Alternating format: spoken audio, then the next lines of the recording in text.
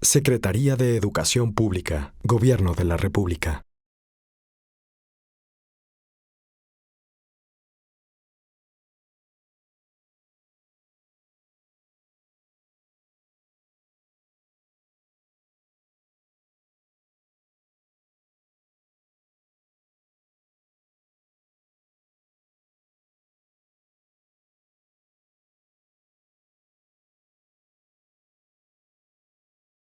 En el fondo, la esencia de lo que queremos comunicar es poder explicar de una manera simple y amable por qué hicimos juntos esta reforma educativa, cuál es la importancia y cuál es la trascendencia, cuál es la diferencia que va a tener este país en el futuro, que puede tener cualquier niño como el del video, en este caso Iván.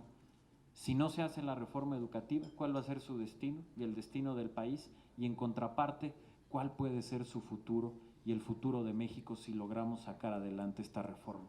Y a partir de poder explicar esto de diversas maneras, estamos teniendo una nueva campaña de comunicación que ha empezado en las redes, que después va a llegar a la televisión, de diversos formatos, pero que quisimos compartir con ustedes, porque esto lo acabamos de sacar y la verdad es que va caminando muy bien y ha tenido un muy buen éxito.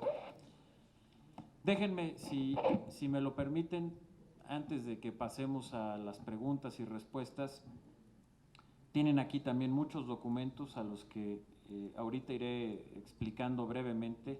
Tenemos documentos muy simples que desmienten muchos de los rumores que han estado alrededor de la reforma educativa.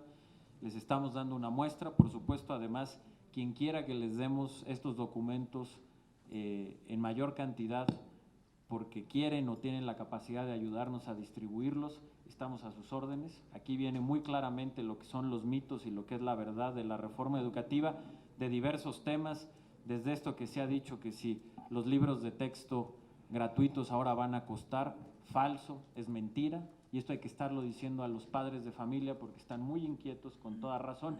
E incluso hemos encontrado y detectado en algunas ocasiones gente que, tomando ventaja del rumor, va y les quiere cobrar los libros a los padres, siendo totalmente ilegal, pero en fin, aquí se aclaran muchos de estos rumores, los rumores que ha habido que seguramente les ha llegado en función de la educación sexual y de que ahora se están dando libros o repartiendo libros para educación sexual en preescolar, lo cual también es absolutamente falso y aquí lo aclaramos.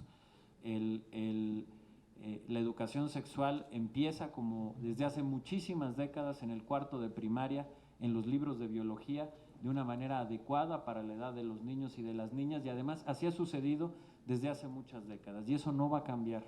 En fin, aquí aclaramos todo esto, así es que todos están aquí a las órdenes y quien quiera más es nada más favor que nos los pida y los tendrá para que nos ayude a repartir. Y después están los documentos que tienen que ver con el modelo educativo que están acá. La propuesta son 3 documentos, una hoja que habla sobre los fines de la educación en el siglo XXI, que es, no sé si tienen ahí por ahí uno de los fines, por favor. Se los quiero mostrar muy rápido, porque son lo que estamos presentando del modelo educativo, gracias. Son 3 documentos. Que deben de tener todos ustedes, que se llama Los fines en la educación en el siglo XXI. Es un documento muy corto, tan solo de 2 cuartillas, que precisamente lo que busca es que en un espacio corto podamos explicar lo que dice el documento, los fines de la educación en el siglo XXI, cuáles son los fines que estamos buscando con este nuevo sistema educativo y quiénes son los mexicanos que queremos formar.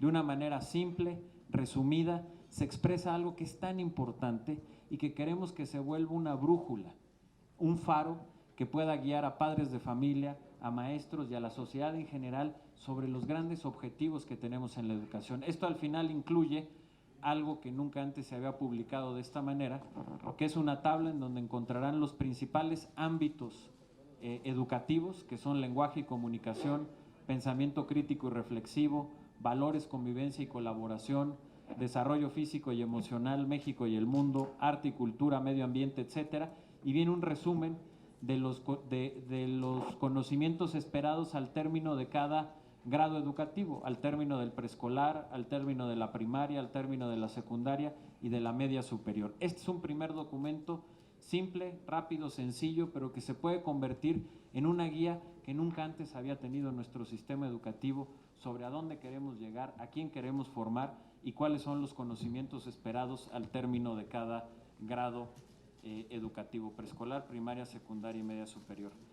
Después está el documento sobre el modelo educativo, que es un documento amplio de política pública, que se divide en 5 grandes capítulos, que es cómo poner a la escuela en el centro y la nueva organización de las escuelas, los nuevos contenidos educativos y la nueva pedagogía, el camino para la profesionalización de los maestros, la equidad y la inclusión y la nueva gobernanza educativa. Todo lo que se explica y vieron ahorita en el video hace un momento es lo que está contenido en este documento, que es el del modelo educativo, y finalmente un tercer documento mucho más amplio y detallado que ya habla de la propuesta curricular, es decir, de la propuesta de un nuevo enfoque pedagógico y de los nuevos contenidos que se deban de tener. Todos estos documentos, y así se los estamos entregando, tienen un resumen de una cuartilla que permite en esa cuartilla saber en términos generales de qué trata cada documento, para que sepan y estén al tanto de lo último que hemos presentado y que hemos venido trabajando con la Comisión de Educación en el Senado. Dicho esto, y particularmente por el momento que estamos viviendo, que sin duda es un momento de retos en el sistema educativo, un momento en donde en algunas entidades del país hay o sigue existiendo por parte de un grupo de la coordinadora resistencias a esta transformación y a este cambio en el sistema educativo, y que todos ustedes están al tanto de esta situación compleja, difícil para el país, pero que sin lugar a dudas tendremos que salir adelante de ella. Y por eso me gustaría, muy rápido, ustedes lo saben muy bien, ustedes fueron artífices de esta reforma, pero de manera breve poder recordar con ustedes por qué hicimos esta reforma y la trascendencia que tiene.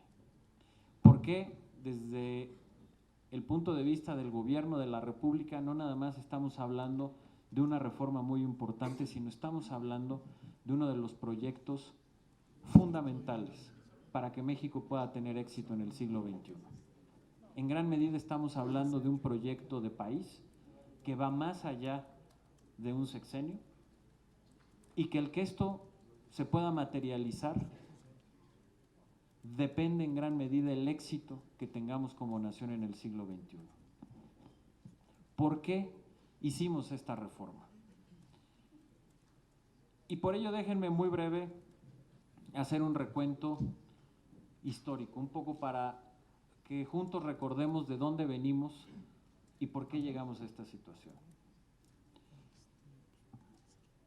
La Secretaría de Educación Pública se fundó hace casi 100 años. De manera precisa se fundó hace 95 años. En el año de 1921, el presidente Álvaro Obregón creó la Secretaría de Educación Pública y nombró como primer secretario a José Vasconcelos, un intelectual muy importante de su época, como todos ustedes saben. En el decreto de creación de la Secretaría de Educación Pública, de manera explícita se dice que el objetivo es crear y sostener un sistema de educación pública en el país. ¿Por qué? Porque hace 95 años no existía.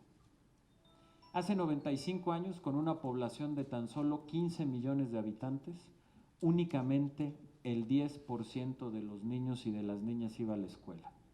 Nivel básico, primaria. Si hablamos de lo que hoy es la media superior o la educación superior, era prácticamente inexistente. Más allá de la Universidad Nacional y de universidades en las principales capitales del país, prácticamente ningún joven tenía acceso a la universidad.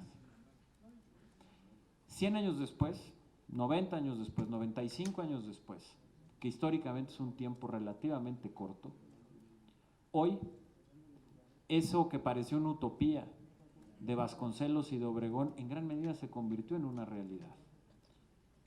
Hoy, en un país de 120 millones de habitantes, la primaria ya es universal, es decir, todas las niñas y los niños en edad de ir a la primaria asisten a una escuela. La secundaria es prácticamente universal, tiene una cobertura del 98%. La educación media superior tiene ya una cobertura de 78%. Y hay que recordar que cuando inició el gobierno del presidente Enrique Peña, la cobertura del 66%. Ese ha sido lo que ha evolucionado en un poco más de 4 años. Y la meta sexenal es de 80% y posiblemente la vamos a superar. Y en educación superior la cobertura ya es del 36%. Esto implica que hoy tengamos uno de los 5 sistemas de educación pública más grandes del mundo. Después de China, después de Estados Unidos, de Brasil y de la India, México tiene el 5º sistema de educación pública más grande del mundo. 34 millones de alumnos, 2 millones de maestros y un poco más de 260,000 planteles educativos. De ese tamaño es nuestro sistema educativo. Y eso en gran medida fue un éxito del siglo XX y fue un éxito de nuestro partido en el gobierno, del cual nos tenemos que sentir muy orgullosos y tenemos que sentirnos pues muy contentos de que los gobiernos de nuestro partido hicieron y crearon ese sistema educativo. Dicho esto, también hay que reconocer que si bien tenemos ese sistema educativo, hay que decirlo con toda franqueza, se logró el sueño de Vasconcelos y de Obregón de tener una escuela y un maestro en cada rincón del país, pero la calidad educativa deja mucho que desear. También tenemos que ser honestos y sinceros. Se mida como se mida. Si se mide bajo las pruebas internacionales como la prueba PISA, el desempeño de nuestros alumnos queda muy por debajo de lo que México necesita para competir en un mundo globalizado, sin lugar a dudas. También es cierto, y hay que reconocerlo, que nuestro sistema educativo fue perdiendo la capacidad de ser un motor de transformación social. ¿Cuál es la única manera para que los niños y las niñas que vienen de familias que no han tenido los recursos o las posibilidades y que viven en la pobreza o en la marginación? Pues la única manera de que puedan salir realmente de esa condición y puedan aspirar a una mejor vida que la de sus padres es a través de la educación. Podemos tener muchas otras políticas que sin duda son muy necesarias, pero si los niños y las niñas y los jóvenes no tienen los conocimientos que requieren para poder tener una mejor vida que sus padres, podremos hacer muchas inversiones de mucho tipo, pero no vamos a estar rompiendo con el círculo de la pobreza. Y eso era algo que en alguna época logró nuestro sistema educativo y que, hay que decirlo, empezó cada vez a tenerlo menos. Y entonces era absolutamente necesario poder hacer esta reforma y esta transformación. No solo porque se había deteriorado la calidad de nuestro sistema educativo comparándolo con otros en el mundo, por ejemplo con Corea. Corea del Sur hace 40 años era un país más pobre que México, medido por ingreso per cápita. Y hace 40 años hizo una apuesta por la educación, con una reforma en muchos aspectos muy parecida a esta. Y 40 años después, Corea del Sur es un país más rico que México, sustentado en el conocimiento, en la educación y en el talento de su gente. Nos habíamos rezagado mucho de países como Corea del Sur. Pero no solo eso, como les decía hace un momento, el siglo XXI tiene un reto fundamental. En el siglo XXI la cantidad de conocimiento que hoy existe y que se sigue produciendo y que se distribuye por las diversas formas de comunicación, por las redes sociales, es absolutamente inédito. Hay, por ejemplo, un grupo de expertos del Reino Unido que dicen que en los próximos 20 años la mayoría de los puestos de trabajo en el mercado laboral hoy todavía no los conocemos. ¿Por qué? Por la velocidad a la que cambia la tecnología y el impacto que tienen los procesos económicos. ¿Quién se hubiera imaginado hace 15 años, por ejemplo, o hace 20 años, que muchos empleos importantes en el mercado laboral iban a estar relacionados con algo que se llamaba Internet, que hace 20 años muy pocos conocíamos? O que iba a tener que ver con los diseños de softwares y de todas esas tecnologías que hace 20 o 30 años eran casi desconocidas y que hoy son posiblemente los empleos que mejor se pagan en el mercado laboral. Frente a ese reto, también había que reconocer que nuestro sistema educativo tampoco respondía a esas necesidades. ¿Cómo lograr que los niños y los jóvenes obtuvieran los conocimientos y las habilidades para que puedan competir en ese mundo globalizado? Pues precisamente por todo eso hicimos la reforma educativa que hicimos con ustedes y que hicimos juntos. Una reforma porque además, hay que recordarlo, como parte de este proceso se fue perdiendo la rectoría del Estado en materia educativa.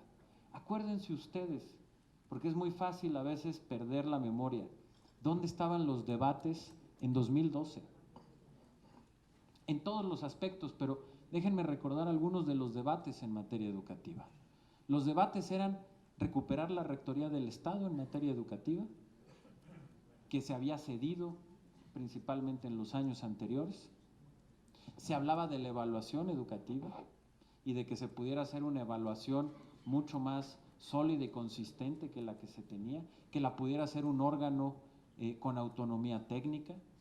Se hablaba del abandono de las escuelas, se hablaba del retraso que teníamos en los enfoques pedagógicos y en los programas y planes de estudio. Esos eran los debates en el 2012. Y hoy, gracias a la reforma que ustedes hicieron, la recuperación de la rectoría del Estado en materia educativa está en marcha.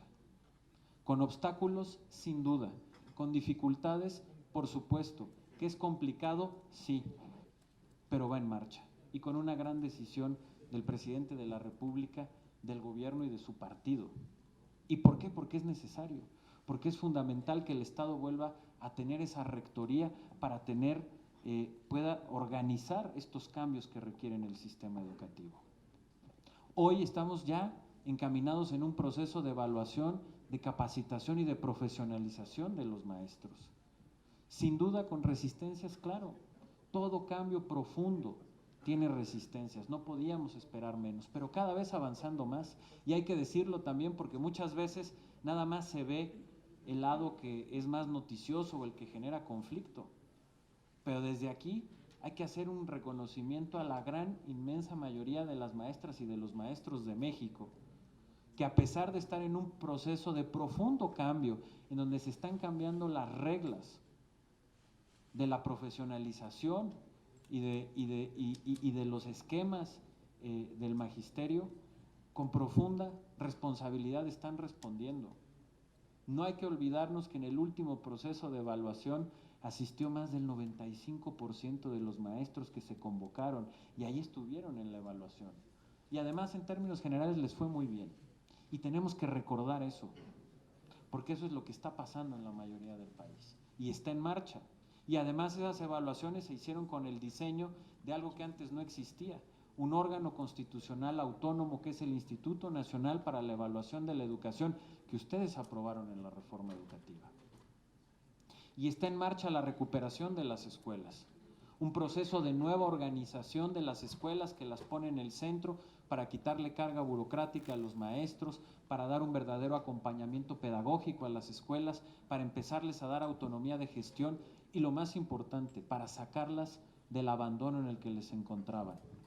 Hoy, porque también hay que recordar esto, previo a la reforma educativa, teníamos también tales atrasos que ni siquiera sabíamos con exactitud cuántos maestros y cuántas escuelas había en el país. Y la reforma que ustedes aprobaron, que ustedes hicieron, mandató un censo por el INEGI que hoy por primera vez nos permite saber cuántos maestros y cuántas escuelas hay, pero no solo eso, nos permite saber cuáles son las deficiencias en infraestructura que tienen las escuelas. Hoy, por ejemplo, sabemos algo que antes no sabíamos, podemos cuantificar perfectamente y saber cuántas escuelas no tienen baños. Hoy sabemos que un poco más del 15% de las escuelas del país no tienen baños. Hoy sabemos que el 10% de las escuelas del país no están conectadas a la red eléctrica, pero precisamente porque lo sabemos, es que pudimos hacer un programa, que es el programa de Escuelas al 100, en donde se están invirtiendo 50,000 millones de pesos, es decir, 3,000 millones de dólares para poder arreglar y dejar en buenas condiciones a un poco más de 33,000 escuelas. Todo eso es lo que está pasando gracias a esa transformación y gracias a esa reforma educativa. Y me parece, y por eso les platico y les digo todo esto que ustedes saben, por haber sido sin duda una reforma que hicieron y que aprobaron, porque en momentos como estos es cuando tenemos que acordarnos por qué hicimos una reforma como estas. Tenemos que acordarnos de la profundidad que tiene esta reforma. Tenemos que acordarnos de por qué efectivamente existen resistencias a esta reforma. Pero por lo mismo, es también momento de recordarnos que no hay vuelta atrás, que tenemos que seguir adelante, que el futuro de México depende de esta reforma. Si esta reforma llega a buen puerto, los niños y las niñas y los jóvenes de México van a tener las herramientas para poder triunfar en el siglo XXI. Van a tener las herramientas educativas para competir no solo al interior de México, sino para competir con quien sea, en Corea, en Estados Unidos, en Europa, en Asia, donde sea. Si se logra esta reforma educativa, vamos, como es un proceso poco a poco, pero vamos a poder romper de manera estructural con la desigualdad y la pobreza. Porque los niños que vienen de familias que no han tenido las mejores oportunidades, si tienen una educación de calidad, van a poder tener una mejor vida que sus papás y que sus mamás. Y por eso, sin importar los obstáculos o las resistencias, tenemos que seguir adelante, y por eso la convicción que tenemos como gobierno de seguir adelante y de, por supuesto, buscar todas las salidas que se puedan a este conflicto, de manera ordenada y pacífica, pero por supuesto que con la claridad de que la reforma tiene que seguir adelante, que no puede haber ni un paso atrás, y que además en este contexto, como lo dijo el presidente de la República, no se puede continuar con un diálogo con quienes no han mostrado apertura. Pero lo más importante, no se puede continuar con un diálogo mientras los niños y las niñas de los estados de Oaxaca y de Chiapas sigan sin estar en un salón de clases. Primero la educación y después el diálogo o lo que se tenga que platicar. Pero ese es el principio que nos debe de regir, y además el principio de saber por qué esto que aprobaron todos ustedes es un gran proyecto para el país. Ahora, y a lo mejor ahorita en las preguntas lo platicamos, pero ahora que hablan de que es necesario hacerle cambios a la reforma. Y la pregunta es, ¿y qué cambios? Porque ese es un discurso muy fácil. Se puede convertir en un discurso simple, yo diría casi de lugar común, decir, bueno, todo es perfectible en la vida, veamos qué cambios podemos hacer. Sí, claro, todo es perfectible en la vida. Y por supuesto, todas las reformas pueden ser perfectibles. Pero aquí estamos frente a una reforma que en primer lugar es una gran reforma. En segundo lugar, que se logró gracias a un proceso inédito, democrático y republicano, en donde se logró un inmenso consenso o una gran mayoría de las principales fuerzas políticas para hacer cambios de fondo al artículo 3º de la Constitución, crear dos nuevas leyes, la del servicio profesional docente y la de evaluación, y hacer cambios fundamentales a la Ley General de Educación, y que eso se hizo entre todos, y que nos dio un nuevo marco jurídico, nos dio un nuevo sistema educativo. Me parece que en ese sentido, como país, como democracia, como república, tenemos también que tener la madurez y la paciencia de permitir que esos cambios se implementen. Apenas estamos iniciando. Necesitamos poner en marcha esta reforma en todo el país, dejarle un tiempo para que funcione y que de verdad podamos evaluar cuál es la ruta que llevamos, qué es lo que se debe continuar y eventualmente, si es necesario, qué es lo que debe de cambiar. Pero no nos puede entrar una prisa como país, como república, después de haber hecho un proceso tan profundo como este, posiblemente uno de los proyectos más importantes del México democrático, y que a las primeras de cambio, porque coyunturalmente tenemos algunos problemas o resistencias, querer cambiar lo que construimos entre todos. Se requiere tener una madurez democrática y republicana para dejar madurar los grandes proyectos de Estado.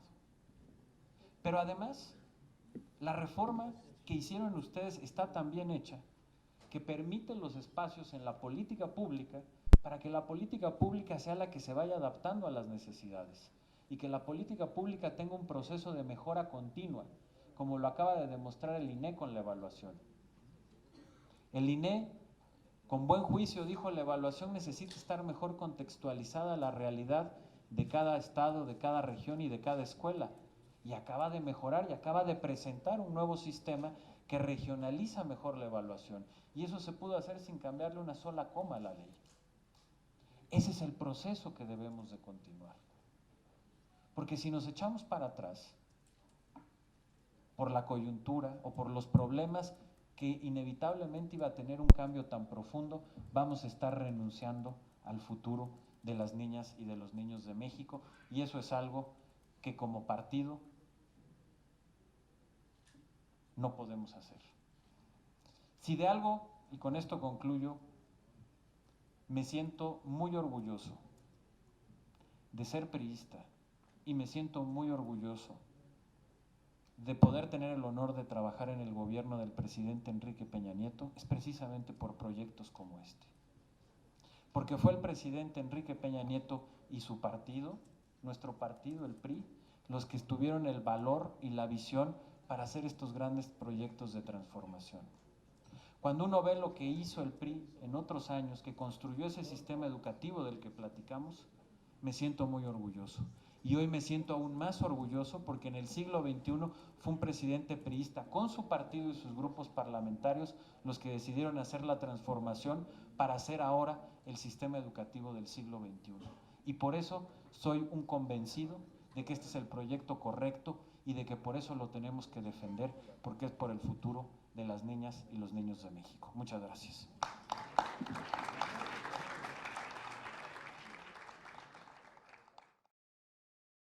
Secretaría de Educación Pública, Gobierno de la República.